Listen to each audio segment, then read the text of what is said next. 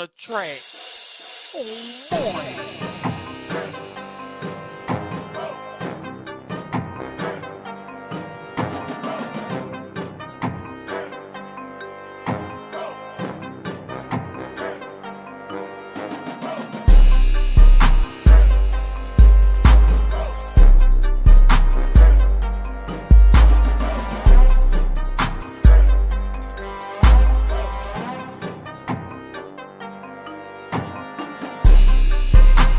Captain Saber Bro is here to save the day. Playerism is the antidote to feminism.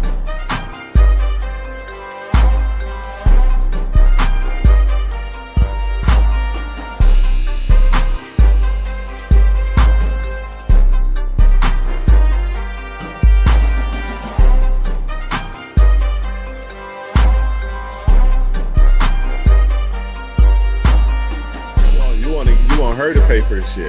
No, but I can tell you, women ain't gonna try you if they feel like they can't try you. If they tried you, they felt like it was something else got going on. Worry about you. Worry about you, how you treating me. But make sure you hit that like button.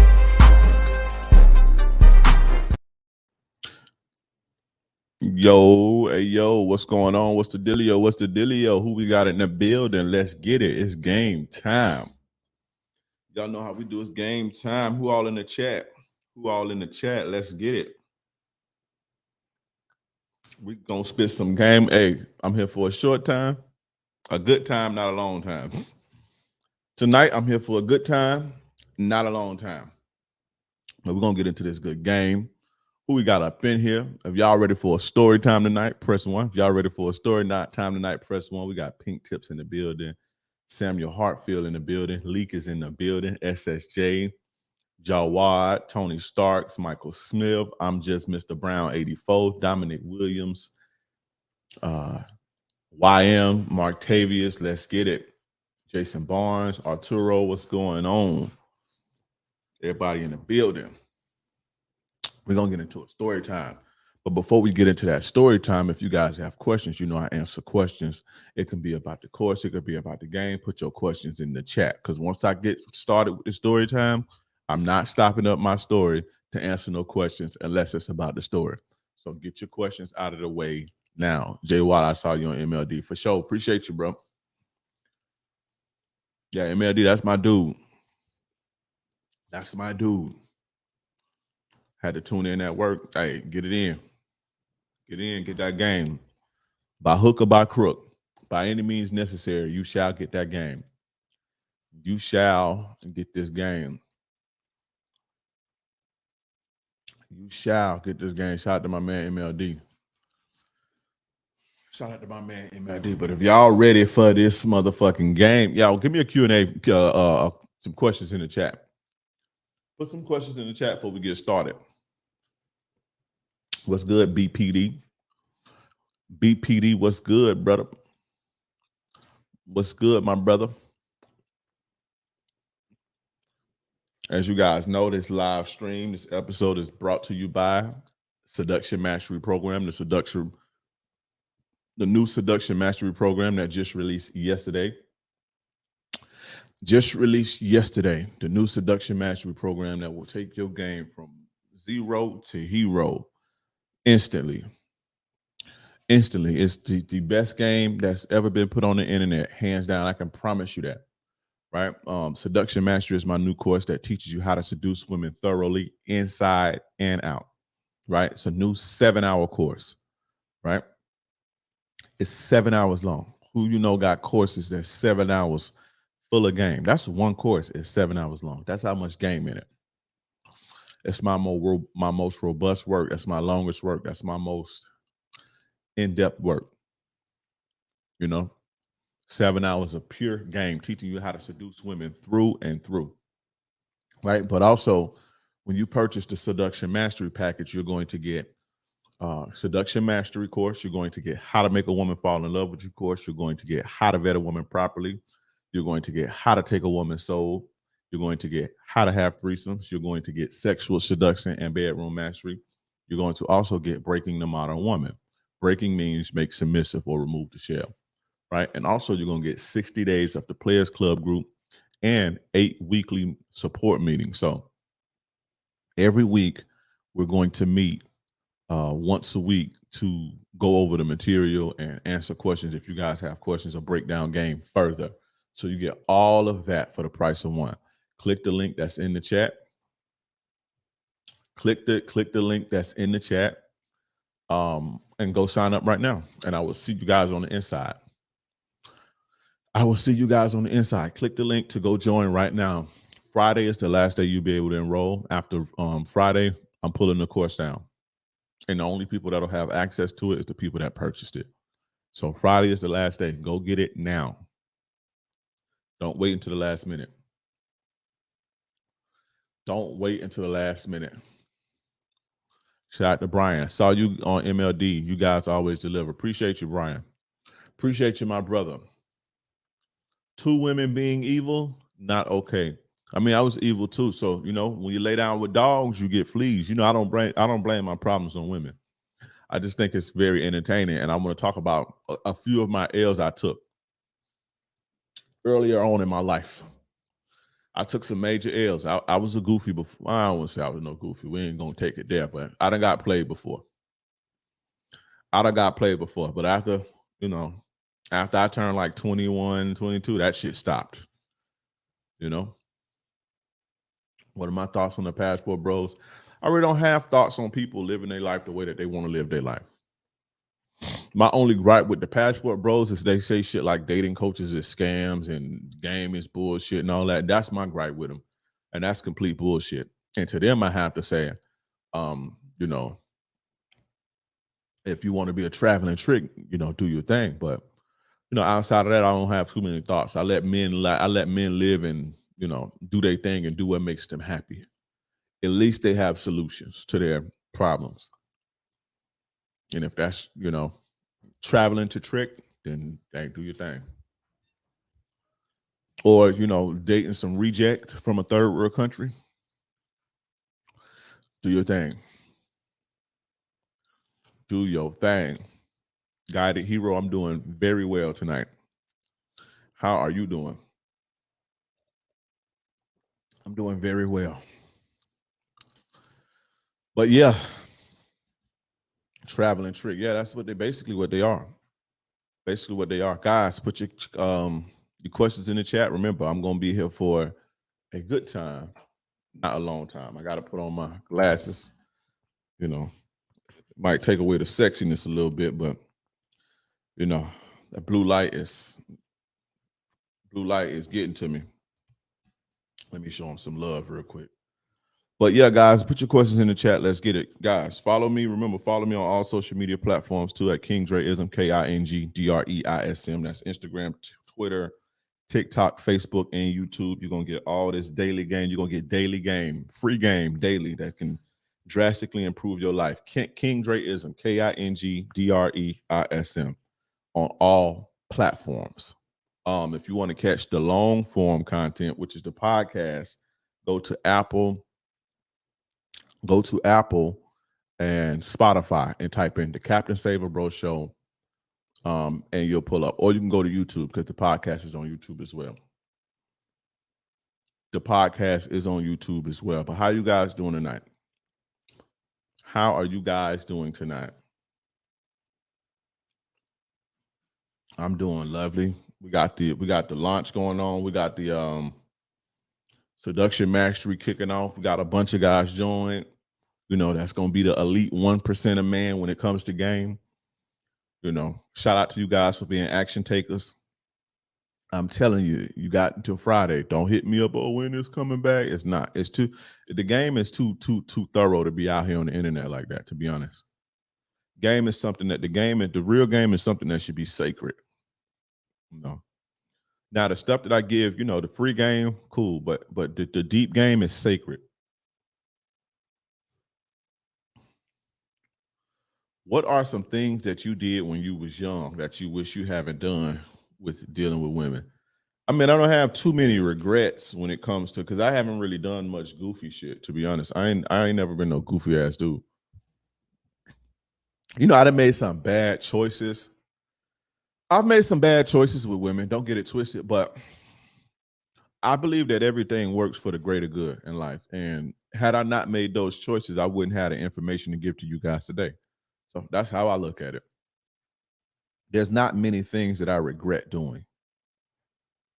There's not many things that I regret doing that if I say, oh, if I could do it different, I would.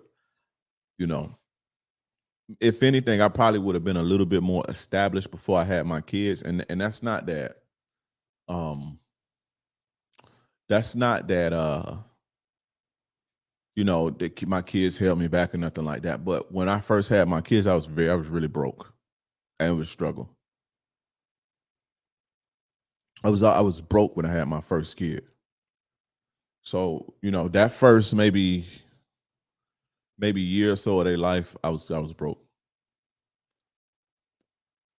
I was getting to it, but I was like,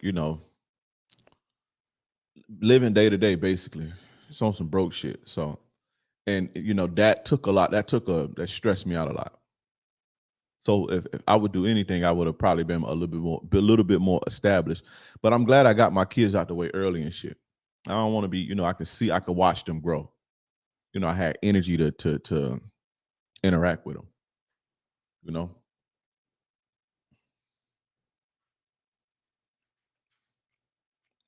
shout out to you for putting me on Alfie Kingdom. He's very underrated. Very, very, very underrated. What are your thoughts on Alan Roger Curry's book Mode One? Do you think the approach is still possible? I don't know his book Mode One. I don't. For the new guys, let me tell you guys something. For the new guys, I don't look at too many people's work. And rest in peace to him. I'm familiar who he is because I'm in this space, but I don't watch his stuff. I never really knew of his work, outside of the YouTube shit.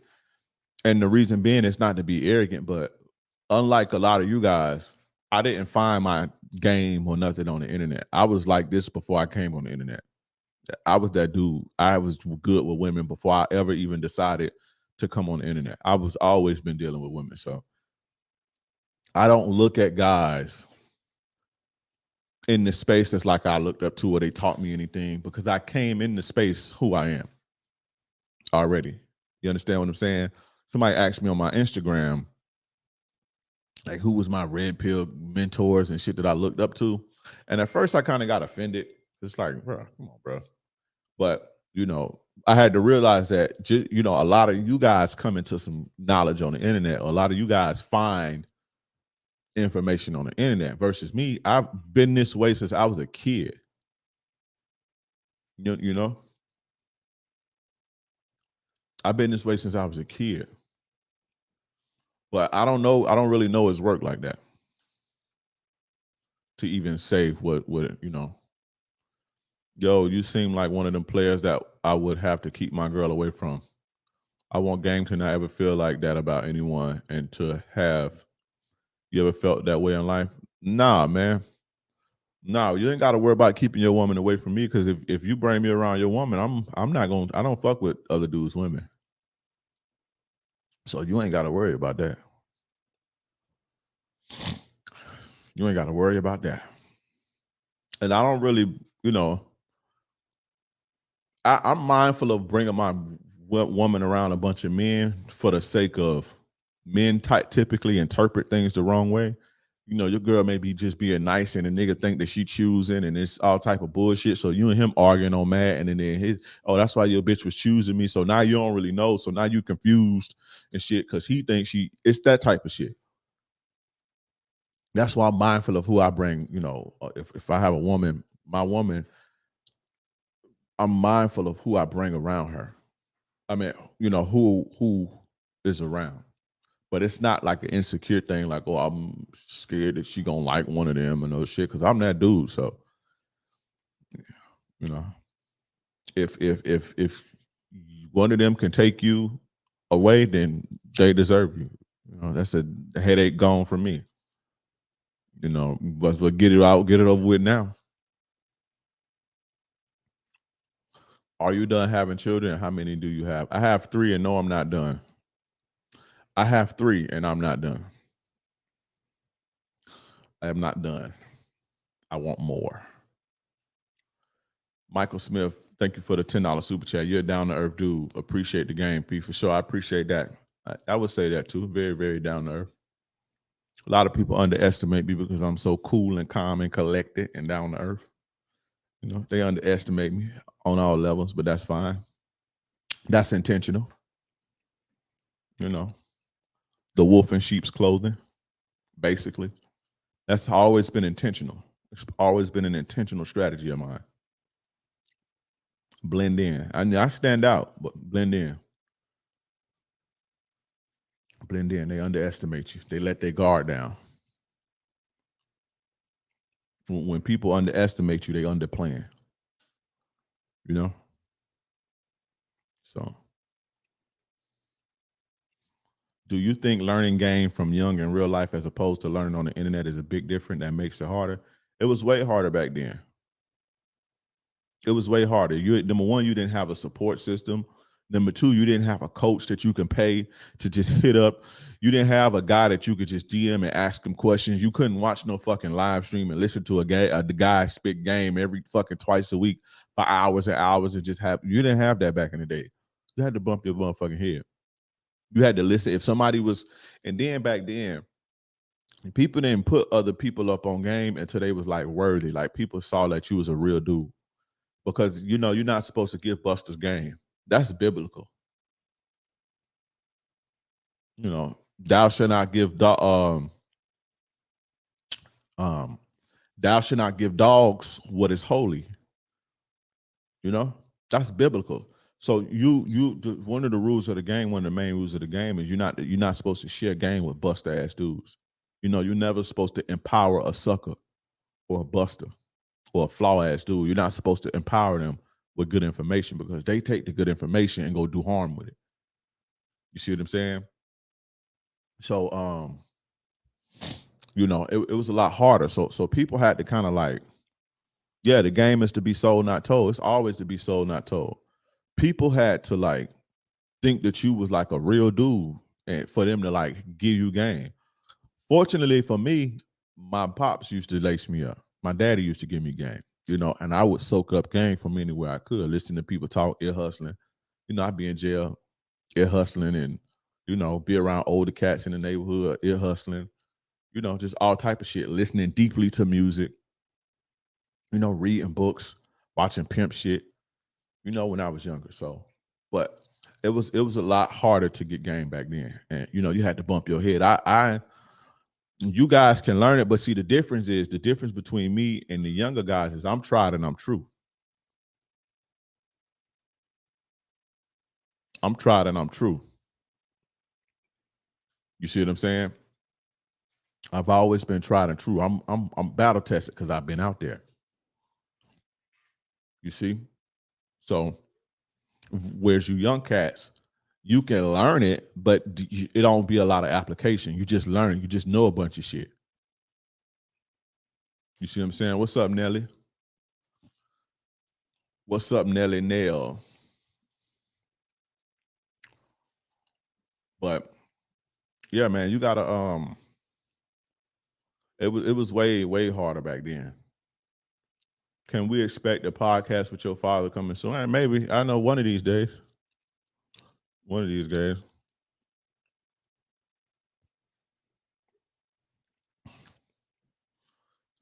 Keep the integrity in the game for sure.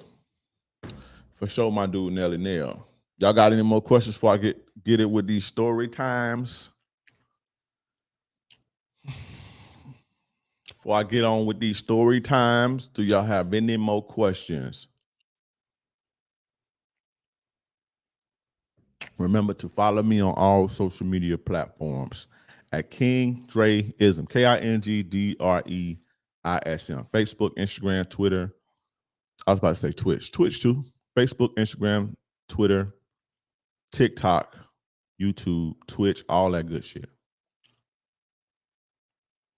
So would you see it's an advantage? Yeah, because you have it at you guys have knowledge at your fingertips. You guys have knowledge at your fingertips. I didn't see your question, MLD. Let me see. It's a lot easier for you guys because you have knowledge at your fingertips. Why the ex always stalk us? Because they don't have anybody else yet.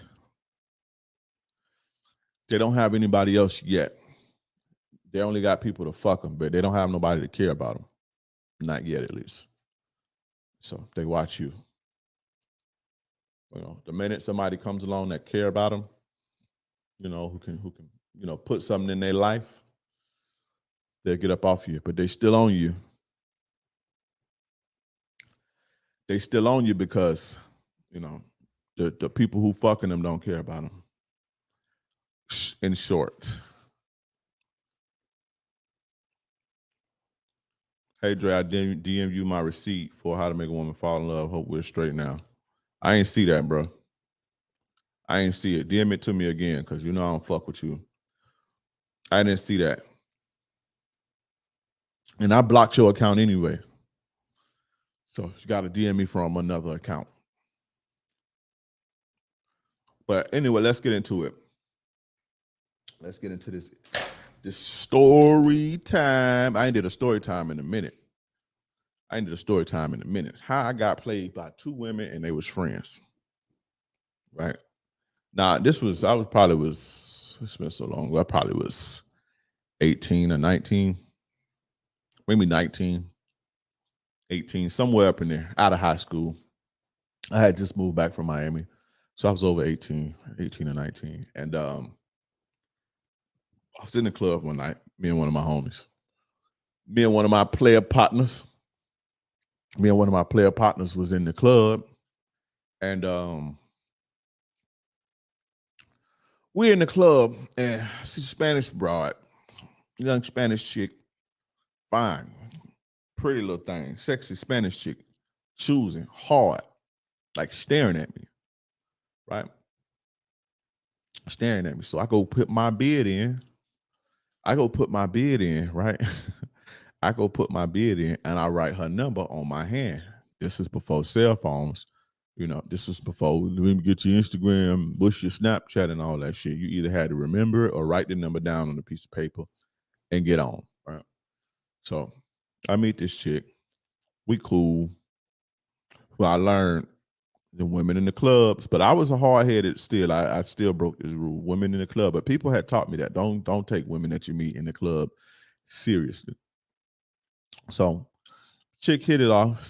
Sex is off the chains, wild sex, you know. And I say that because, you know, in my 39 years now, 38 years, I've had way better than that, right? You know, more passion and shit. But at my age, at 19, you got to think. So we're going to go back to when I'm 19. Love the game before cell phones. Yeah, the cell phones, you know, pre-cell phones made the game a lot more, you know, it was a lot more enjoyable pre-cell phones. Because you can actually run game, and you can lie and all type of shit on cell phones and social media, before cell phones and social media. Because, you know, but so this sex was pretty cool. It was cool for the time. Remember, I'm 18 years old. So, you know, I got a little experience, but, you know, I ain't where I'm at now. So it was cool. So, you know, I get hooked on the sex. And the fact that she's pretty. And she's very fun. And her homegirls, she used to have friends that I used to go hang with her and all her friends.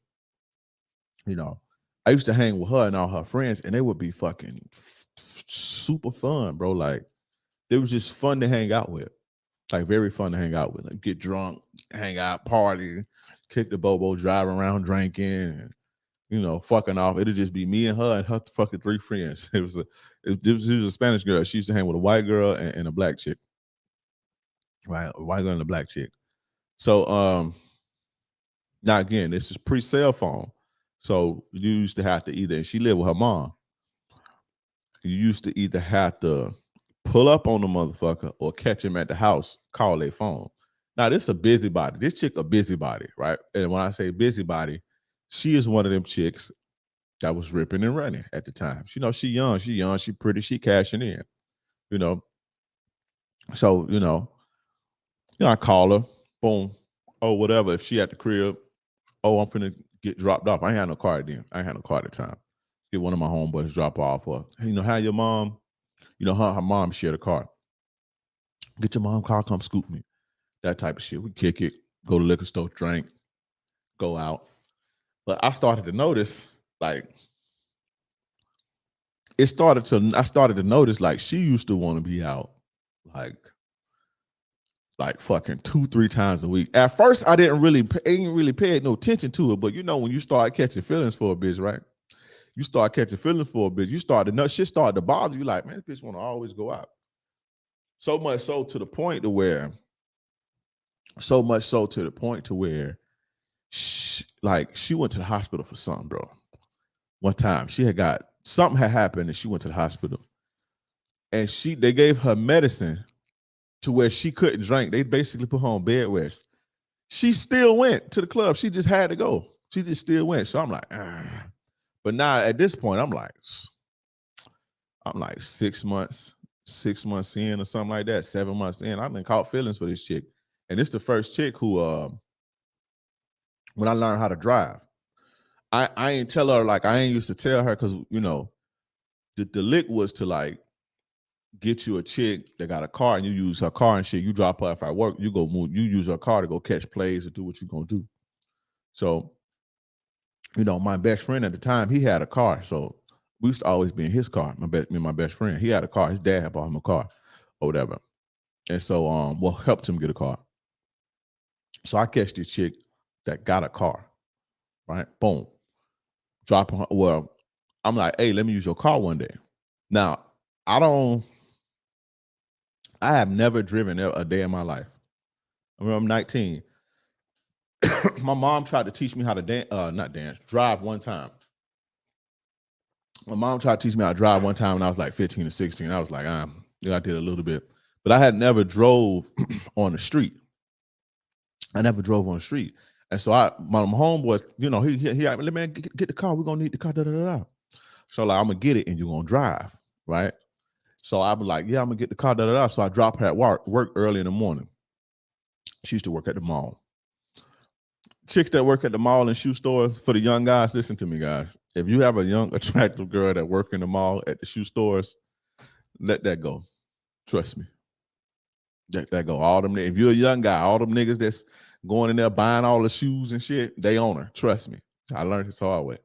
But so I get the car or whatever. I don't know how to drive.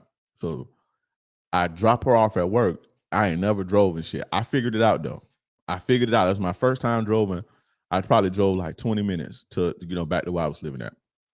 And I remember going to meet my mom at McDonald's. I forgot what I need to meet my mom for. She's like, who fucking car are you in? Right? This is what made me get my license. It's like, who car are you in? I was like, oh, this is girl car. She was like, man, get that fucking girl back her car. You driving that girl car around town. You ain't got no fucking license. And, y'all smoking in that girl car and all type of shit. Get that girl back her car. I'm like, yeah, okay. So my mom made me go get a license after that, a driver's license. But anyway, I would get her car, back and forth, drop her off and shit. That's how I learned how to drive, and she would do a lot of shit for me. So I'm thinking she got, like, we in, she down. She, she let me hold her car, all type of shit, breaking a nigga off, helping a nigga, all type of shit. So, I saw that and I'm like, damn, this bitch like to be in the club every week. But I was always taught that you don't show your insecurities to women. Like, I just started, like, after I got, like, late 20s, 30s, I just started telling women, like, oh, I don't like that. That bothered me. When I was younger, I never used to do that because I was always taught, like, you don't let a new woman see you sweat, or you don't let a woman know that something bothers you because they'll use it against you, or, you don't want women to think that you're insecure. So I never said nothing. I never used to say nothing. But it's like, damn, like, she'd be like, oh, I'm about to go. I'm like, damn, you're going to go again? But I ain't tripped, though, because I ain't want women to think that I was insecure. I wanted to, have that little player vibe, like, I don't, that nonchalant shit. So, strike one. Right, strike one. We we'll go to the liquor store. We go to the liquor store. Go to the liquor store. We're getting ready to go to the club, right? Go to the liquor store. We're getting ready to go to the club. I see a dude that I know. but he a little older than me. Dude that I know he a little bit older than me. In fact, it's my one of my homeboys. Matter of fact, when I met her, the dude that I was with, it was his baby mama's big brother, the guy that I saw. So we went to the liquor store and I saw him, dapped him up or whatever. Go get back in the car. She was like, oh, I forgot something. She went in there and she gave bro a hug. So I'm like, oh, you know him? She like, oh yeah, that's just my homeboy. I learned then what homeboy meant. Oh yeah, that's just my homeboy and da. We go to the club. I go to the club this night with her. Bitch hugged the bouncer. Boom, strike. That strike one day. So I'm like, man, something is off. Right. So I would notice, like, when I start catching feelings a lot more, if she wouldn't pick up the phone, because you called them, you used to have to call the house. This is before cell phones. You couldn't get on the internet and be like, oh, why you on Snapchat? Why you on Instagram? If they called the house, you ain't answer. You just didn't get them to the next time you called them at the house, unless you pulled up. See, pulling up wasn't frowned upon. Pulling up wasn't frowned upon back then. Pulling up is frowned upon now. But back then, all my players that's older know, pulling up wasn't too frowned upon back then. So, she didn't pick up. So I pull up at the crib. I would pull up and she would give me this love. Like, damn, whatever. So time go on. Still bunch of red flags all over the place. Right. So I go to another party with her. And I go dip off, go holler. I see my people, see some people I know. So I dip off and I'm fucking with them, fucking with the people I know, on my own little corner. But I went there with her and her homegirls. She used to take me to some fun ass parties. I ain't gonna lie. But I went there with her. And that's another thing, man. If your girl, I talked about this in the Seduction Mastery course and in how to vet women properly. Be mindful of the girl that know all the happening shit. If she know all the spots, you got to be careful of her. So, I go dip off at the park. So I look up and she talking to a dude, but it's a little too much for my comfort. Now again, I ain't the dude to be like, oh, what you doing and all that jealous shit. Cause I always talk, you be a player about your shit. You know what I'm saying? So she looked too comfortable for my liking. So I'm like, hey, what's up with that? Later on, she's like, oh, no, it ain't nothing. We was just joking and shit like that. I'm like, okay, whatever. Cool, strike two. I should have stopped fucking with her then. I should have stopped fucking with her then. Fast forward. I'm calling one day. Nah, this time, it's probably like maybe 7 months in. I only dated her for like 7-8 months, a year at the most. I called one day, boom, she ain't picking up. So I get my homeboy to take me to the mama crib to where she live at. So mama like, oh, she ain't here. So I pull up at the homegirl crib. I know, goofy. I pull up at the homegirl crib. They got a party at the homegirl crib. I go, nope. Let me back up. Because it's the last straw. The first time before that, before this, I go, I pull up to the mom crib, right? And you got to think, it's not like some pull up. Oh, like what you doing? Why you not answering the phone? It's back then you can just like, if a person don't, your girl don't pick up, you just go to the house. You just go to the crib. Or if they don't got a phone or something and you want to see them, you just go to their house. Like that wasn't frowned upon to go to people's house without calling them back then. So, in my mind frame, oh, I need to catch her doing something and this and this and that. I just want to chill with my girl, so I'm finna go boom, right? So first I go to her mom, I go to the house. Her mom like, oh, I thought y'all was in the hospital, right? My mom was like, I thought y'all was in the hospital. My ex-bro lover, bro, with the ex-bro level specs. Salute, brother. Appreciate it, bro. Shout out to my dude, Alpha Kingdom, for the $5 super chat. These are my blue light glasses. But I go to the her mom. Mom like, oh, she in the hospital. Right? So I'm like, she was like, I thought y'all was in the hospital. I thought y'all had a car accident. I'm like, y'all. She was like, yeah, then you get like, she in the fucking hospital. Like, what the fuck is you doing out of the hospital? And so I'm like, what you talking about? And she was like, oh, her mama just like shoot me off because she realized what was going on. So she kind of just shoot me out. So I'm like, what the fuck? So come to find out, she had got into, she was with a nigga, she was with a dude, she was with a dude, and they was going somewhere, and they got into a bad accident on the interstate. Right? They got into a bad accident on the interstate. So when she got out, she gave me the whole, oh, you know, she gave me the whole, oh, you know, this, she was going to buy some weed or some old bullshit. It was her homegirl cousin, the girl, the black girl I told you she hung with. Oh, this her cousin. You know, and he was taking me to go get some weed, blah, blah, blah, that type of shit. So, and they got into an accident. Like, so I ain't really buying it, but it's like, okay, cool. Cause it ain't, you know, back then, man, you just had to like, it was like really hard unless you hired a private investigator or like laid on a bitch, like meaning like stalked her and shit. Like you'd had to believe what a bitch told you. You didn't have this mountain of evidence like you do now with social media, checking bitches' phones. Like it was hard to catch a person on some bullshit, right? So I'm like, whatever.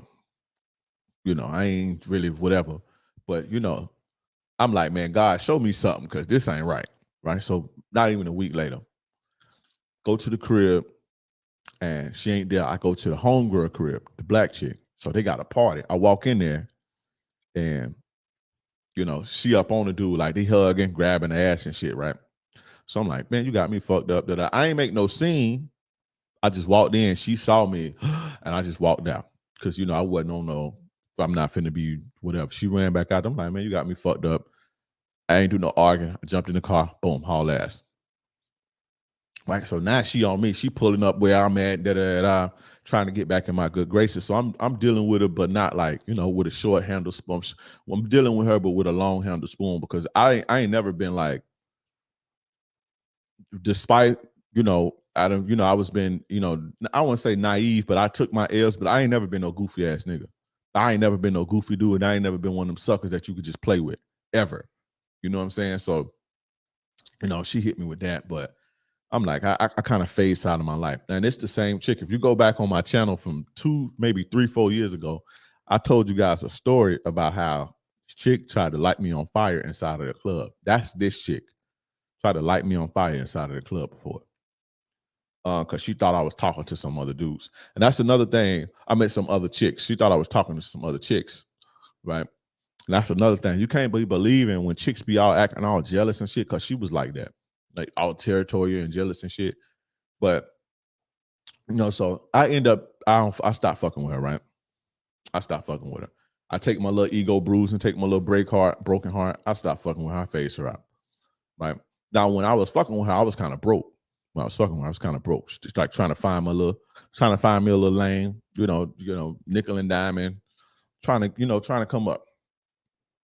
I started to catch me a little steam probably like a year later. Started to catch me a little steam, not on no major level, but, you know, enough to get me an apartment and, you know, shit like that. It ain't no nothing major.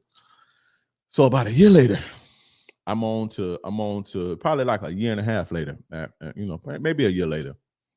Now I got a whole nother girlfriend. Now this girl I got now is like a good girl. She was a good girl from the suburbs, all that. You know, she's a good girl from the suburbs. Now, later in the story, I'm gonna tell you about how I found out about all the bullshit this Spanish chick was doing. I found out she was the town bicycle, right? Well, the city's bicycle. I don't live in no small town. It ain't New York, but you know, I don't live in like no little small country town. But I found out she was like the city bus. Basically, everybody ride that thing, right? But I ended up finding that out later in jail. So fast forward maybe a year later. I mean, I got a girlfriend that's like a good girl, like, you know, good, like a good chick. She's a good girl, like not in the streets, no, you know, just a wholesome chick from the suburbs, not used to that city life shit, you know. And so I'm dealing with her. I'm in the club one night.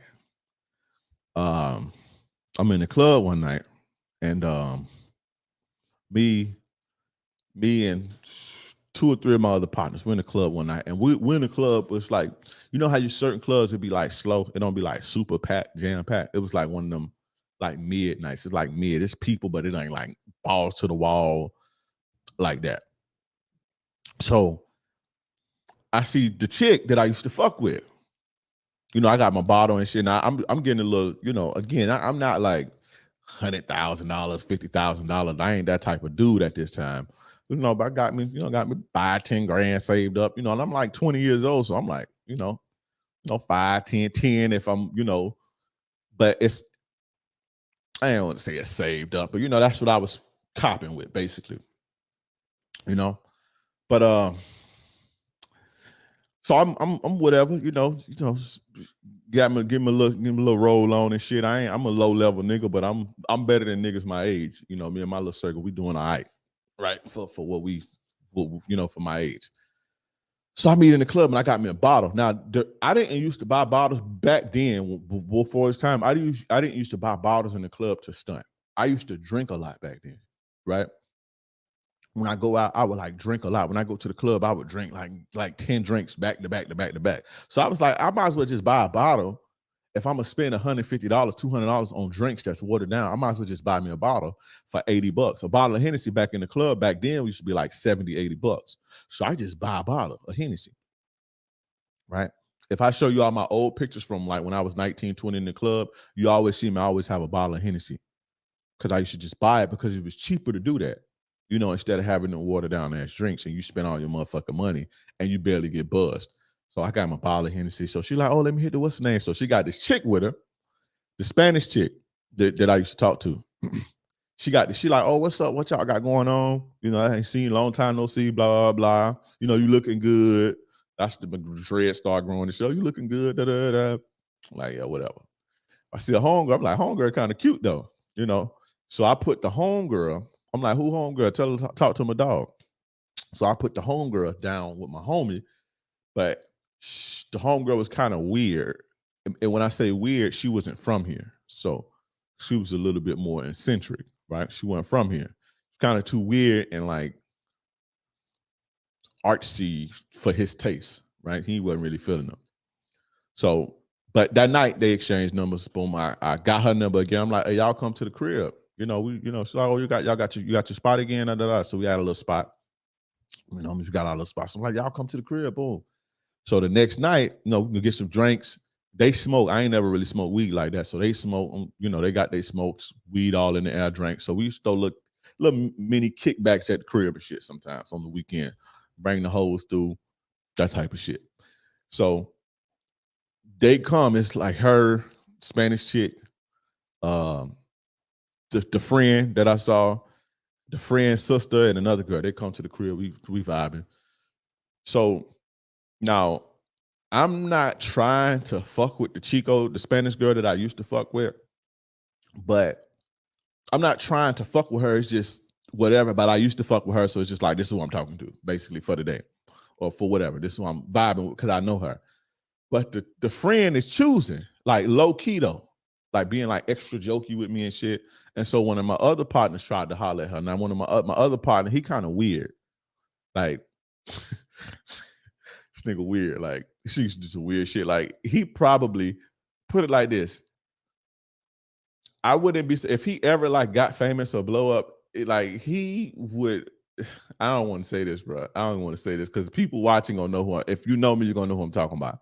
I don't want to say this, but he used to do some weird shit. Every group of guys got the homeboy that used to do some weird shit that scared the hoes away. The hoes come over and he do weird shit. Like he used to do shit like we'll be chilling at the crib. We got some chicks, the music low, the music going, the lights low and shit. Bruh get high. Bruh get high, right? Bruh get high, and then you look up and he just standing there with his dick out, like what y'all gonna do, like that type of shit. He just like whip it. He like that type of dude, weird as fuck, right? I almost said my boy name, but he ain't on that no more. But I think we was young, but he was weird like that, So he tried to holler at the friend that I'm talking about, the cute eccentric one. He tried to holler at, she wasn't feeling him. So yeah, man, shit was crazy. So they come over again, like a few nights later, they come over again. But no, she called my boy, I almost said my boy name again. The weird one, she called him like, oh, what y'all doing? Me and my sister about to come over there. And so her and the sister They leave the girl that I used to talk to. They left her out. They cut her out, and the other homegirl, they cut them out the picture. So she used him. She called him like, "Oh, what y'all doing? Can we come over?" Right. So they came over, but when she came, she was choosing me. She was on me. But I got a girlfriend at the time. So I'm not trying to like back then, you when you have a girlfriend, you don't be all with you just, you don't get too serious. You just, you fuck them and keep it moving. But she was a little too hard to figure out for me. She was, at this stage in my life, she was a little too insane. I couldn't really read her and shit, But I knew she was choosing. But so they came over and then she choosing on me. So me and her end up becoming like cool. We ain't never had sex or none of that. We never had sex or none of that. Me and her end up becoming cool, right? And so she'll come to the crib. She start coming by herself. She started coming by herself. She started calling me. She's like, I don't really like him. He weird. Your other homeboy, I ain't really feeling him, but you cool and shit. So we started like going to the club together. Me and her go out together. We used to take trips, but we never had sex. We didn't have sex or none of that. It was just cool. Real cool, right? But she be choosing. She was like planting seeds and choosing. I'm like, nah. Not that I was turning it down, but I wasn't aggressive with it. I was just cool, right? Because I had my girl she was good. I was ripping and running. My girlfriend at the time, she was a good girl that had the thug boyfriend. She was like that. You know what I'm saying? People ain't really like me and shit. She was a good girl, good family, all that type of shit. She was the good girl that had the thug boyfriend. So time go on and she's starting to apply a lot more pressure. Like I would be like, she'll come over, hang out, we'll drink, we'll get drunk, kick it, she'll smoke her little weed, do her little thing, and I bring another chick through that'll just smash and leave. And so she would see me like, not my girlfriend though, but I just bring a chick through, smash and leave, boom, cool, kick them out. So she would see me doing my thing. I go in the room 15 minutes, fuck, kick the girl out, go back and hang out with the girl, drink and have fun. So she be seeing all this shit. But I was like in love with my girl at the time. Like I was like, I would say I was in love, but I really liked her. I really liked this girl at the time. And I used to be expressing this shit. And so she started to get little hater vibes and shit. So one day we go to the club one night and I holler at this girl, I holler at this chick, and the chick on me, I holler at this chick. And she kind of threw a little like when we left the club, she kind of got a little attitude. She was drinking, she got a little attitude and shit. Like, I mean, it's a new girl. She got a little attitude and shit. So I'm like, man, you tripping. I'm very nonchalant because I ain't really like her. Not that I didn't like her, but she was cool. She was like fun. She had fun, vibrant energy, right? Like exciting, fun shit. But I wasn't really emotionally invested in her. So when I'm not emotionally invested into a woman, especially back then, I was very nonchalant, like, okay, whatever. Right. So she called her attitude. The next night they come, but they bring the chick that I used to talk to, the Spanish chick. Why y'all leaving me out and shit? And so the chick, she come and she acting funky, because they friends, right? When the chick the new chick, when she moved here, the Spanish girl was the first girl that she met. So they friends, they whatever, they friends and shit. But they start hanging around me. The new girl and her sister start hanging around me and cut her out. And so the Spanish chick started getting jealous. So she came over one night, like after a month or so, 2 months maybe. She came over one night and she like major attitude, like she's tripping and shit. So I sent her. I have my homeboy. I got a car at this time now. I got my own car now. So I tell my homeboy, like, man, get the car and take her home. And if you can, try to fuck her or something so she can get off me because she tripping. This the same chick that was cheating and all type of shit on me. I wouldn't consider it cheating, but we was dating and we was supposed to be like whatever. She be lying and fucking with other dudes and all this shit on me, lying to me, leaking me on. This the same chick. Acting funny and shit because I'm cool with your friend. So I'm like, man, get the bitch up out of here because she blowing up the spot. She tripping. Tell my homeboy, man, take her home, get her to the crib. And I'm like, hey, look, check this out. Put him aside. Like, try to hit her if you can. If you can, try to hit her. She gonna go, right? So he took her to the crib. So me and this new girl, we become friends. Now, I would tell this story another day, maybe next week if y'all want it. Press 1 if y'all want it. But she sabotaged my relationship with the good girl. She sabotaged that shit. But I go into the story of like what led up to it later. I just want to talk about these two chicks. So she ended up sabotaging the shit. And so I started dating her. Cause she would like pop up at my crib, like just weird shit, like pop up in my crib, and she would like take me out to dinner. This is the first time I like started going on dates and shit like that. And I never paid for them. She used to pay for them. And truth be told, I didn't pay for like a dinner date with a woman until I was like 25. I ain't never used to have to do that. Like meet a chick, go on dates. I ain't never had to do that. But this is the first time I started like going, because she was probably 3 years older than me. This chick was probably like 3 years old, the new one, the eccentric one. She would like take me to little restaurants and shit, whatever. So she came one day and she took me to a restaurant after my shit blew up with my girl. At the time, her blew up because of her sneakiness, and I didn't realize she was doing it until later. We broke up, so she came one day. She's like, "Come on, can you just please talk to me? I want to talk to you. Can we go to the restaurant?" So she came, picked me up. We went to Bennigan's. We went to fucking this restaurant. It used to be called Bennigan's. And she confessed her love and all type of shit. End up start fucking with this chick because I fucked up with this girl. So now I got you. This chick was damn near worse than the other one. So this is the chick that I'm talking about now. This is the chick who, if y'all remember my jail story and I got cheated on in jail, press 1. When the girl cheated on me in jail. If y'all remember that story, press 1. If y'all remember that story, press 1. And while y'all pressing 1, make sure you guys like the video, subscribe, and hit the notification bell that we can get this good player shit fresh off the press. And also follow me on all social media platforms at Kingsrayism, KINGDREISM. Damn, y'all don't remember when I got cheated on when I went to jail? A couple of y'all remember. So anyway, maybe I'll tell that story next week then on live. So I ended up going with this girl for a little minute, probably like a year. Me and her was dating for like maybe a year. We dated for like a year, and I was like serious about her though. I was serious about her. Well, put a 1 in the chat if you remember me telling the story on my podcast about how I was arguing with my girl and she locked me out the house, and I went to another girl's house and got locked up, and I went to prison from that incident.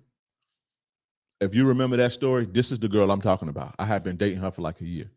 So I was like, I was fucking with her and shit. I used to like pay her like she used to do this little Renaissance and shit. So I used to like pay her she had a little computer and shit and a bed. So I used to pay for her computer, pay for her bed and shit like that. I thought it was cool, And I don't want to say she used to hold me down, but she looked out for me. She used to look out for me and shit. So I'm just reciprocating because, hey, this is my girl, right? So I go to jail. I end up going to jail and finding out the hard way that she was fucking with another dude. And I found out probably a month into me going to jail, maybe a month into me going to jail. But when I found out, my homie told me that he saw her the next day. He saw her the next day with another dude in her car. He saw her the next day. And the dude was a dude that was kind of close to us. He wasn't my homie, but he was, we here, right? And one of my homies' cousin is from another neighborhood with another group of guys. And so we kind of, it's like that type of shit, right? So she told me, so this chick ended up, this the chick I tell you, I was like fucked up about it. I couldn't do nothing about it.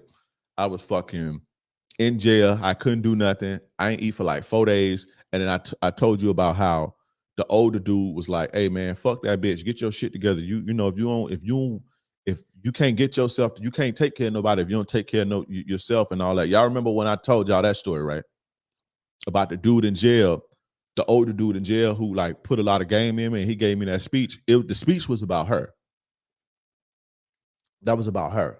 That was about this new chick who played me. So I ended up finding out she was fucking with, she was fucking with a couple different dudes while she was fucking with me.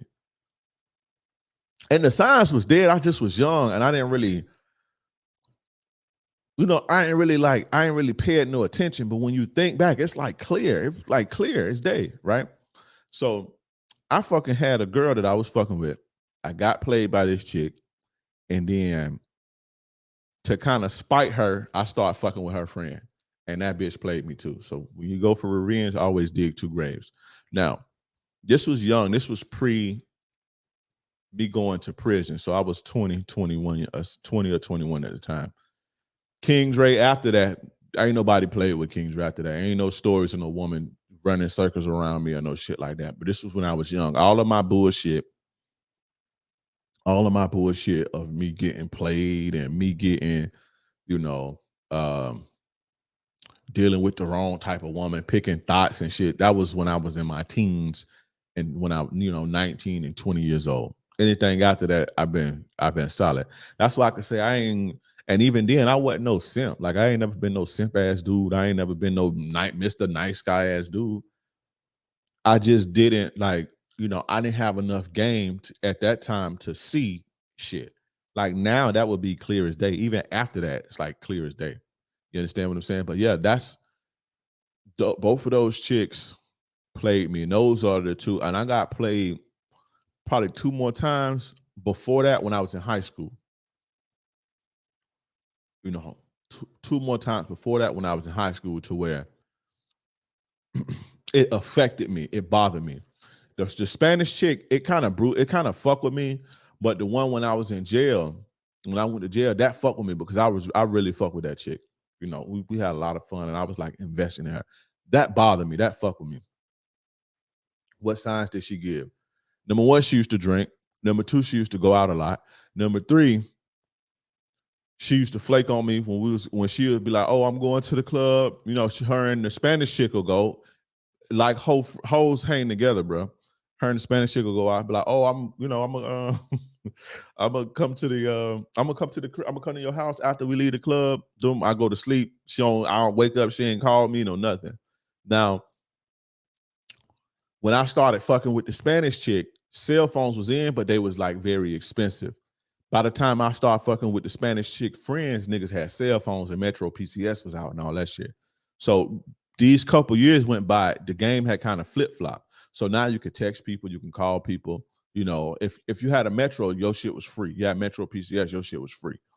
So she would call, she'd be like, "Oh, I'm gonna come to your house after and shit, after I leave the club," and she'll never come. It'll be little shit like that. But anything outside of that, I'm trying to think. Anything outside of that, it wasn't really. And the fact that she just used to hang with old girl and birds of a feather flock together, basically. But that's one of the biggest signs. All you young guys, listen up. If you got a girl that goes out to party, right? She go out to a party or go out to a club and she drinks and get tipsy and all that shit, and she don't come see you, and she's supposed to, she going to see somebody else. Trust me. And then one day, bro, it was one day. This was the only sign she gave. That not I don't want to say only sign she gave, but this was like something was like off. Well, remember, this is, and then even at this time, everybody don't even have cell phones. I had a cell phone because I was, we had our little Now I ain't had no Metro at the time. I had a Nextel. This one, shout out to my older G's. We used to work off of Nextels and Boost Mobiles.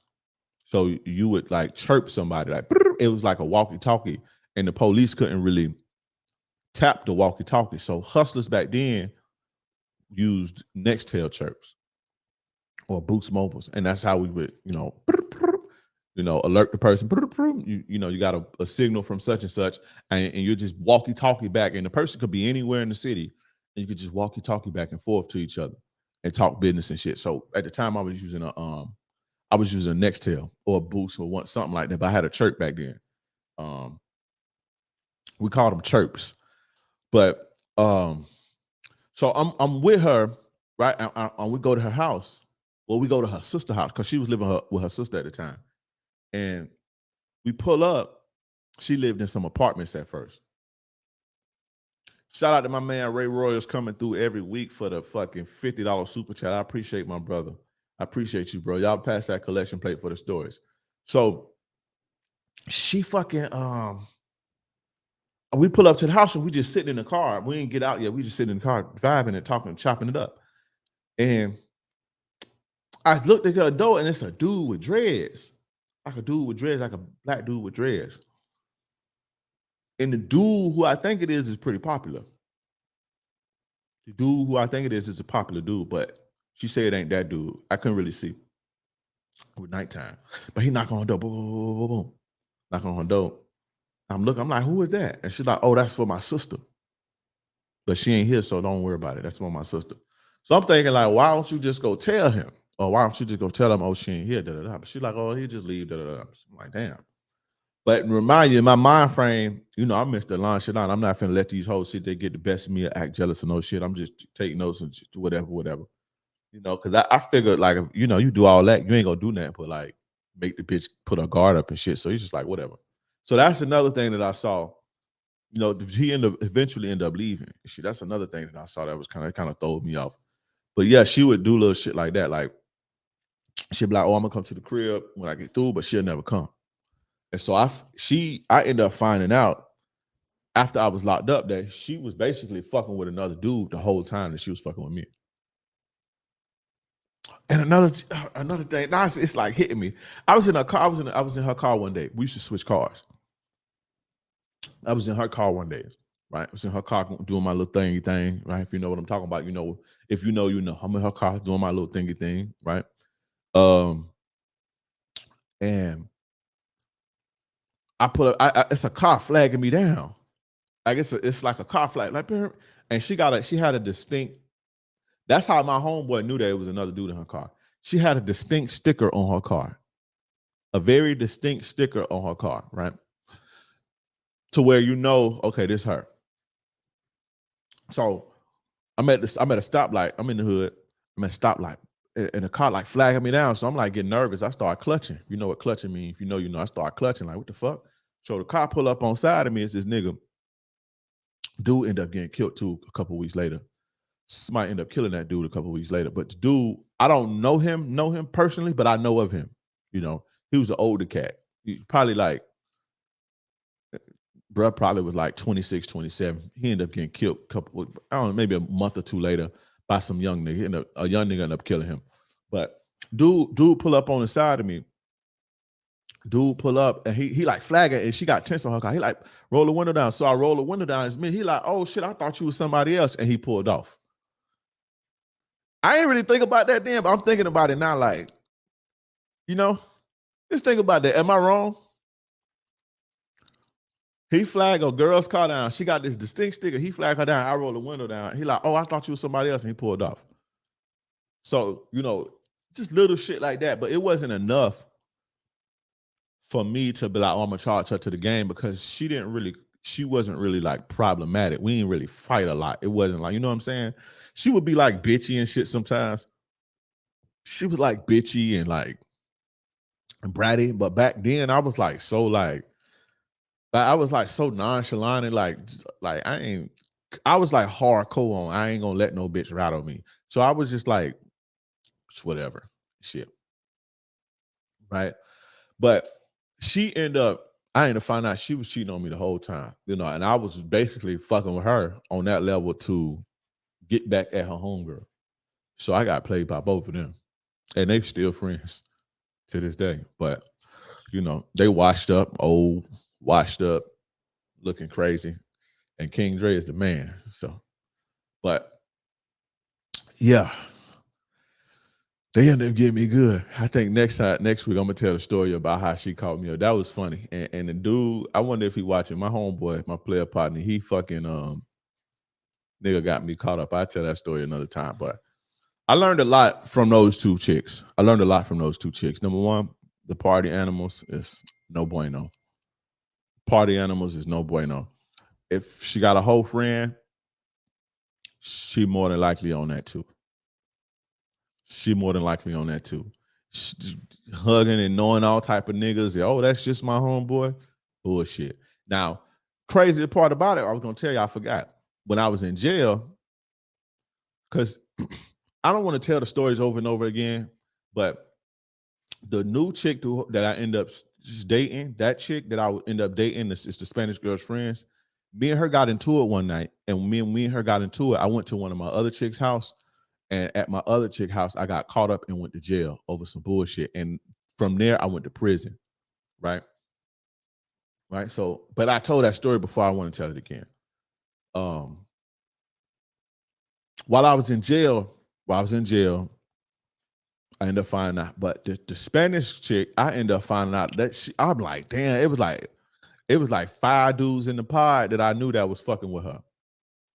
Cause I used to like have my pictures and shit. You know, they send you pictures and shit. And you showing niggas your pictures. They're like, oh, I know her, but that bitch a freak. My homeboy this, my homeboy that. I'm like, damn. Wow, that's crazy. So, Spanish girl was a thought, like super thought. The other girl was more like a low key with it, but she did a little thingy thing too. She did a thingy thing on me too. But that was 20. I was 20. That was the last time that I know of had been cheated on. That I know of. So I do a good job at, But again, I was young. I thought I knew everything, and I wasn't. I wasn't the coldest player alive like I thought I was. And I got a couple times. So by two friends.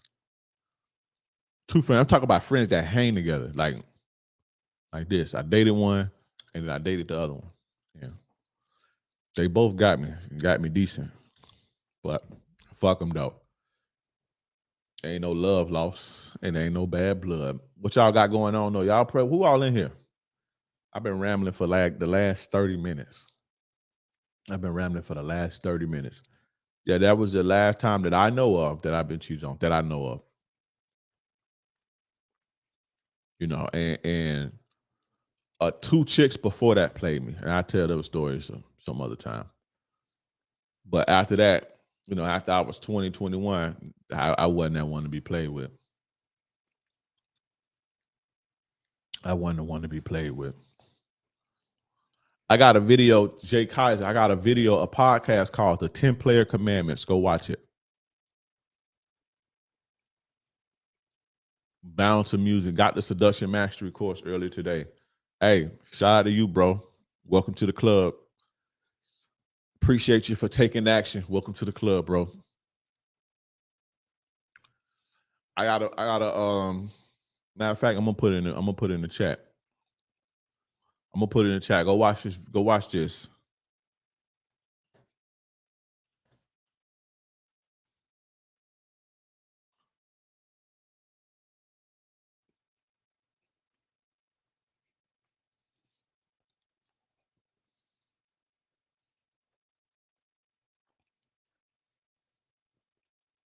Hold up.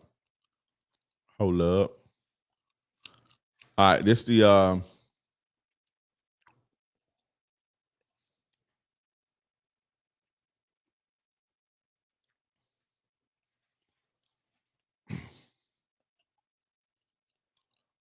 Jay Marat. That dude is a goofy, bro.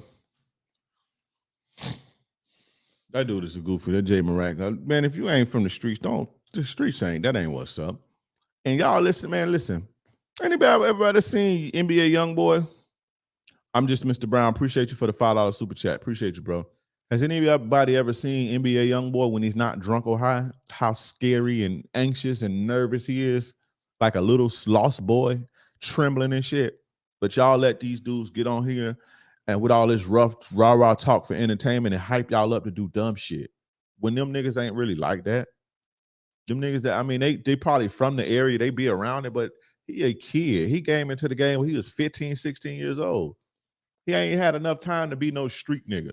And not to say that young kids and teenagers don't be in the streets, but you ain't did enough to be certified, like that.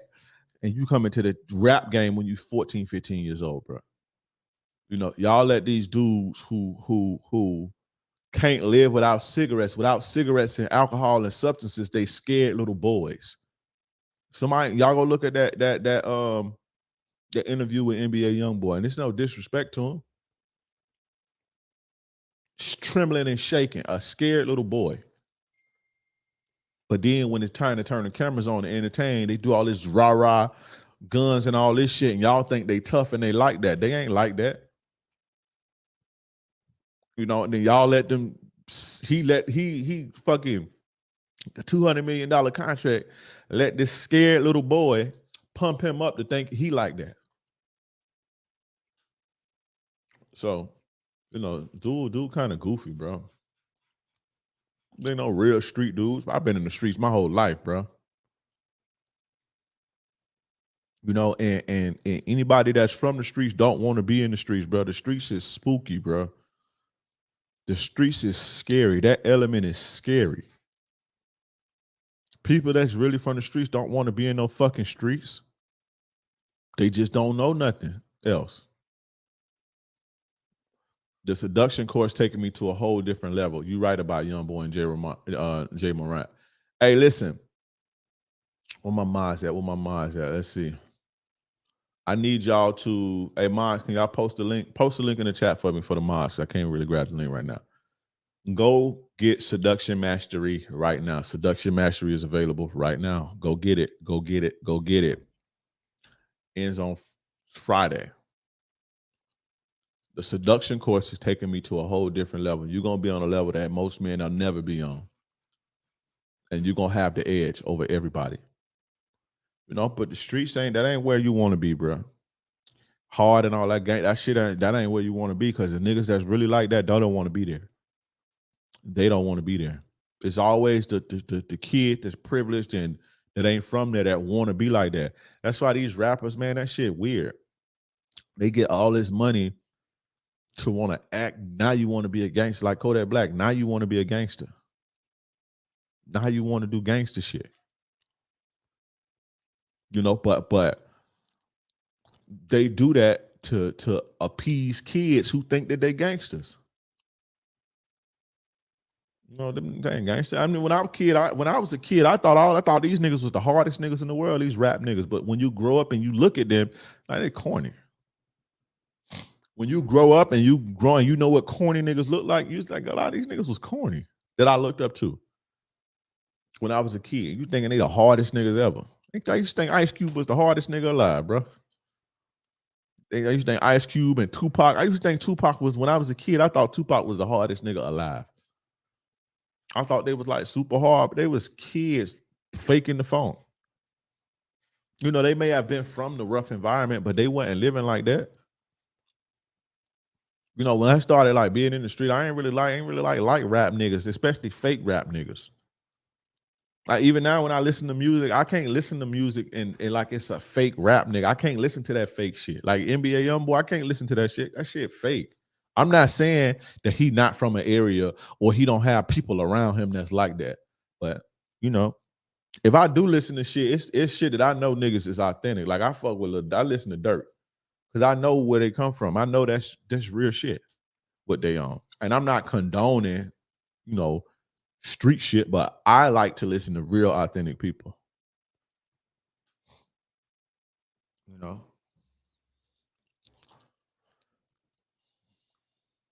This the link right here, guys. Go sign up for Seduction Mastery right now. Right now.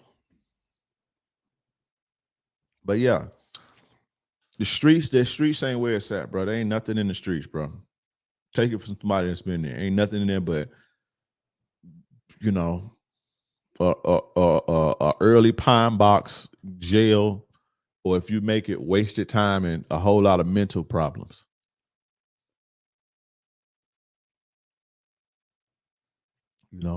You know their character by what they rap about. Yeah, certain things, it's like certain things that people say. Like, you can't just wake up and like, you can talk about the surface level, but it's certain things that people say that, you know, they only know, you can only say that if you live like that. No way you said Lil D is certified. Okay. All right. I know real niggas from, listen, bro. I'm a old man who's very reserved, bro. But I was at one time very active, bro. And I know niggas from. I got homies from a lot of places, so I know about a lot of shit. You understand? I say that much. Got homies from all over this country. I don't say associates, the people that I know.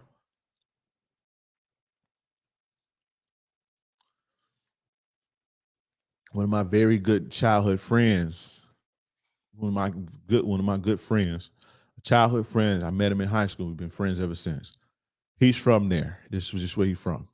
So, I fuck with Future like the party shit, but I'm talking about like gangster shit. I don't listen to shit that, you know, I don't listen to shit that I can't that is not authentic. You know.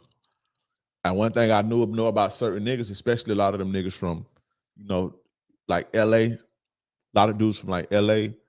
This thing with LA is like they culture, and I don't want to speak too much on their shit because I ain't, that ain't my politics and shit.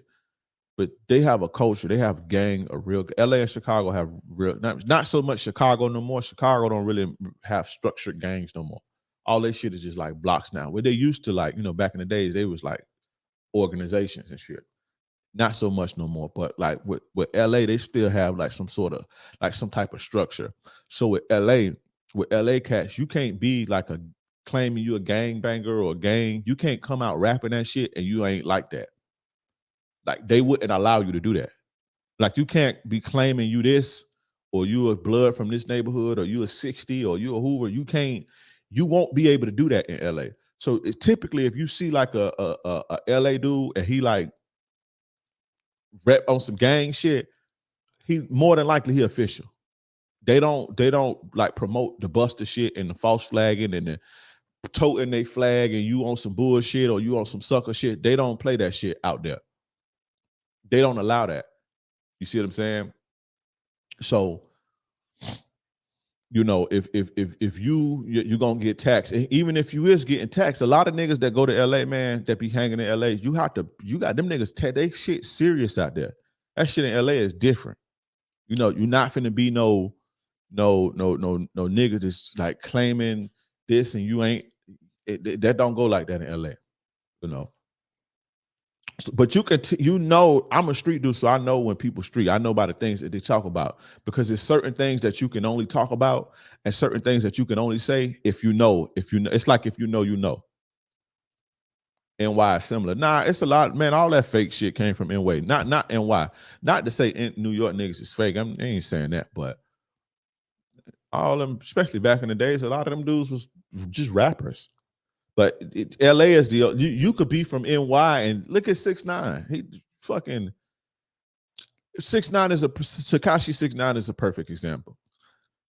If Tekashi 6ix9ine was from LA, he wouldn't have been able to do that. Period. He wouldn't have been able to be claiming this and claiming that. He wouldn't have been able to do that in LA. LA is different, bro. LA is not like New York on their politics. It's different. This is why a lot of them don't really blow up like that. Because they be having like strict politics and street politics and shit. Like a lot of them, like, in order to like transcend and like blow up, you have to like defy the politics of your neighborhood or your gang. You have to. You see what I'm saying? Like a lot of people, and Nipsey probably one of my favorite artists ever. Like I've been listening to Nipsey for a long time, but even him, he only got super popular when he died. And when he started dating Lauren London, that opened him up to a whole new world. But even Nipsey kind of reached a certain ceiling because they got real like enemies that's been in gang that they've been at war with for the last 30 fucking years. You see what I'm saying? They born into wars and you just can't go do no song with this and politic with these people at this club and network. You can't do that. Like you in LA, you damn near have to leave that shit and blow up and say, fuck all that gang shit. Because if you come out like Blueface, for example, Blueface is goofy, and as far as like with his relationship, of Blueface is a real gang member, right? But if you notice, he can't like he had to make a certain type of music for him to even be like that. Like that gang bang shit, it ain't gonna fly with him.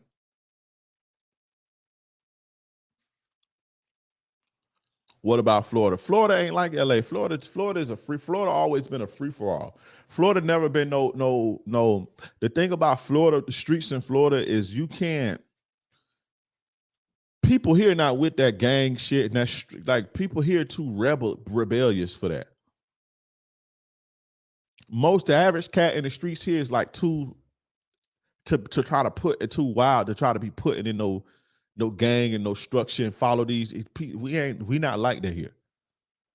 But again, LA and them niggas got a system and shit. So what I'm saying is, back to the rap niggas, a lot of them niggas be like fake, and you could just know, like Nipsey was a real nigga, like he was for real.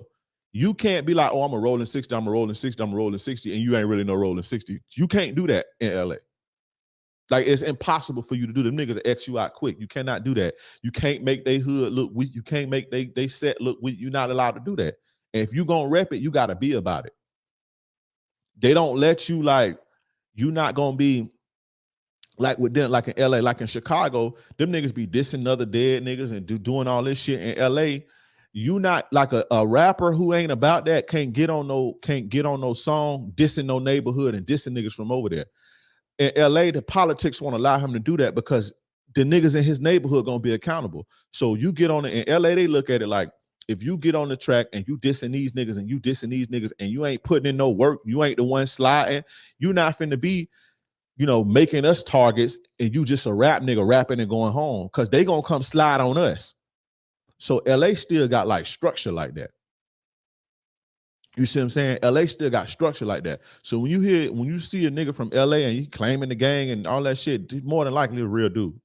But again, a lot of these dudes, like elsewhere, don't be for real. And I'm not to say like Chicago, every dude from Chicago, but Chicago different. A lot of them dudes from Chicago are on that for real. You see what I'm saying? My point is this to you young guys: the streets ain't where it's at, and anybody from the streets don't want to be in the streets. Anybody that's truly from the streets, and I'm not talking about no teenager that's from the hood or a guy that's from the hood. In the streets mean you live your life in the streets. The way you make your money is in the streets. I used to be a street dude. My money came from the streets. I lived my life in the streets. I went by street rules and street codes, and that's how I ate, from the streets, out the mud. But if you just from a kid and you grew up in the hood and you get on, or you a guy that live in the hood, you go to work, you're not no street dude. You just been around. And a lot of these rappers has just been around. You can tell by the way that they talk.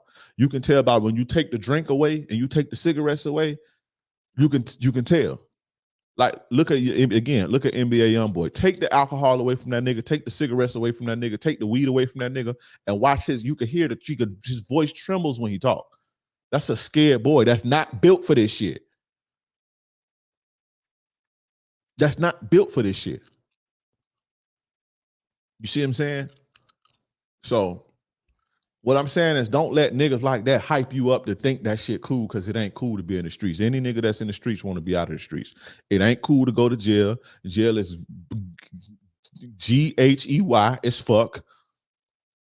Ain't nothing happening in no jail. That shit, and once you check out, you gone. If you check out, you know what I mean. And if you so happen to survive, you're gonna need a lot of therapy, bro. You understand? Ain't nothing in the streets. The money ain't worth it. The hoes ain't worth it. All them hoes ain't about shit. Garbage ass hoes. I just told you 2 stories about me when I was in the streets and the type of bitches that I used to fuck with. That come from them type of hoes. You see what I'm saying? The hoes ain't about nothing. The niggas is slimy. It ain't no loyalty. Niggas gonna tell on you. They say, oh, no snitching, no snitching. 95% of niggas ain't gonna tell you something. I used to wonder, man. I used to always get caught with guns. If you look at my rap sheet, you can't really look at it no more. But, you can't really look at my shit no more. My shit, sign, seal, and deliver. But if you could somehow dig my shit up, it's all gun charges. I used to just wonder why, like, how do I keep getting caught with guns? Why me? Somebody was putting the police on me, bro. You have to be. Your own homie, you'll do something, man. Your own homie will call and put the police on you anonymously and go get a reward. Your own homie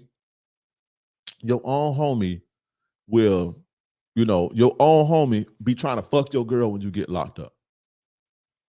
Your own homie, the only reason that y'all hang together is because y'all broke and y'all ain't got nothing, and all y'all got is each other when y'all broke. That's the niggas don't even like you. Your own homie gonna slime you out. Your own homie gonna be trying to get a line on your plug to cut you out. Your own homie, when he get pulled over with his sack, your own homie gonna be working with the police. And yeah, it ain't gonna even be no paperwork. Your own homie, they're gonna be working with the police, and every time it's a gun around, he gonna tip them off. Hey, such and such got a gun. We at this spot. He about to leave, right? As soon as your ass pull off and you stop and get gas, you just so happen to get pulled over because your tail light is quote unquote out. And when they lock your ass up for that gun, they gonna give your homeboy $50. I seen this shit. And it be the niggas that be doing the most dirt that be with all the talent. You see what I'm saying? Most people, especially if you ain't in no area like, you got some areas like LA, Chicago, Philly, some places they have like real wars and real war zones where you got like real deal ops. Like, you got ops that your gang been going at it with these niggas for the last 25 years. So you born into it. But a lot of other places, and a lot of other places that it's not like that, and like in like LA, Chicago, like places like that, and that's why with them niggas, it'd be easier to get away with shit, because when they go slide, it's not personal. So when the police is investigating, they can't follow like personal, like in Chicago, they going to slide and they going to catch anybody that's outside, whether you got something to do with it or not. But if you look like you gangbang, or if you look like you on that, they're going to slide on you. It ain't personal. They don't even know you. They going to chip anybody from your hood. The same thing in LA. Them LA niggas, they slide, they go through your hood, and you out there and you look like you, they're going to slide on you. It's not personal. But a lot of these other places where a lot of people are dying to be personal shit where people know each other. And most of the times, if you're not in an area like that, or you're not in a place like that where you got ops like that, a lot of the times it's going to be your friend that put the bullet in the back of your head. It's your friend that when you went out of town on the trip, broke in your house. It's your friend that when you went to jail, broke in your house and stole your bomb. Bomb meaning your sack. You understand what I'm saying? It's your homies that's going to eat you alive. That's in the streets. I live like that. I know this. You see what I'm saying? That shit ain't cool. You showing niggas you got guns and shit like that. Let me tell you something about people who will do that to you. It's for you cats that think you showing your guns and you think you scaring somebody. A gun don't mean nothing. And my plug taught me this. Right? My plug taught me this. Because I used to keep I used to always go to jail for a gun. Like, you know what I'm saying? But he taught me, I started getting to the bag, right? Everybody don't be number one. Everybody don't want to be number one. Some people just don't like you. And to get on a deeper level, it's a lot of other things at play. I'm just going to keep it at that. It's a lot of other forces at play than what you see on the surface, meaning the human body. I just put it like that operate in them streets. But my plug was telling me, like, he's like, man, you keeping that shit, like, you just a lick. You did all you doing is catching charges. Like, if somebody wants you, bro, they gonna get you. That gun ain't gonna mean nothing, because you're not gonna see it coming. The real do-its, the real nigga, the niggas who gonna do it to you for real, you're not gonna see them coming. And I learned that by being around niggas like that. So I saw that when a nigga wants you, it don't matter if you got no gun on you, bro. You're not gonna see it. You're not gonna see it coming. When somebody wants you and they really want you, and that's what they do, you're not gonna see that shit coming. You just a charge. So what I'm saying that to say is, you showing your guns and doing all this shit. All niggas know now is, again, you got niggas out that's in the streets for real who do this shit, and they real wolves. And when they know you got it, when they come for you, that's not gonna scare them, because them niggas like that don't really have fear. They're not scared of shit like that because they operate on a different frequency. They just not gonna play with you. You understand? When they see if niggas know what kind of moves you got, niggas know your gun and niggas know you got a gun. When they come at you, they not gonna play with you. Them the niggas that when they come to rob you, they're not just gonna rob you, they're gonna shoot you first. Because they gonna come get your shit either way. If they come to rob you, they coming whether you got a gun or not. A gun ain't never scared no real person who slang iron. When I say slang iron, they use their gun for a living. That ain't never scared no real nigga that slang no iron, bro. So all you doing is pump faking and trying to be cool. The police watching you, and all niggas saying is, okay, just shoot him in the head. I'm not gonna play with him. That's all you do. You're just making yourself a target. And that's for you young niggas that think that shit cool. You ain't doing that but showing the enemy your move, and the enemy, whether it's the police or the niggas that you owe money or the niggas that's in another neighborhood, all you doing is showing them how you move. You know, I was taught to be quiet, be smooth about your shit, be quiet, be low. Warriors don't sound trumpets. Don't let your right hand know what your left hand doing. Stop putting everybody in your motherfucking business. Everybody don't know you need the guy. You got to have that. You have that gun on you. That's my blood talk. Everybody don't need to know you got that on you. Because the niggas that's coming for you, they're gonna come and you ain't gonna see it. They ain't gonna play with you. But remember what I said in the beginning, right? When you blend in and you put, you the wolf in sheep's clothing, people underestimate you and they underplan when they underestimate you. Remember that. When your ops underestimate you, they gonna come playing. They gonna underplan. But when your ops want you, or when the police want you, or when a nigga want to come rob you and they know that you serious, you being serious ain't gonna scare no real wolf off. It's not gonna scare no real wolf off, no real predator. All you is a stripe if he make it out. See what I'm saying? So the street, y'all not built for that street shit, bro. Y'all not built for that street shit. Stay at the streets.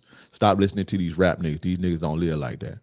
They ain't never live like that. They may be from the areas, they from the hood, but they not in the, they ain't never been in those streets. They couldn't have been in the streets too long. Kodak Black came up when he was 16, 17 years old. Yeah, he may have broken a couple houses, but he ain't been in the streets long enough to be considered no real street nigga.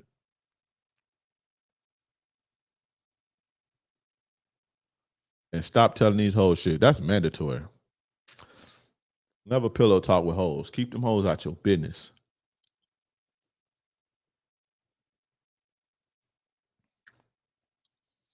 Keep them hoes out your business. But anyway, man, that's been that, man. I'm about to get up off this thing. Y'all go to Seduction Mastery.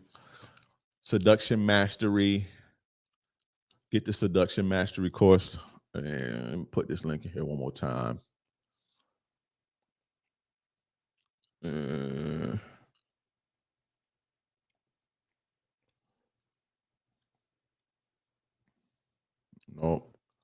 Hey, my mods, post that link for me again.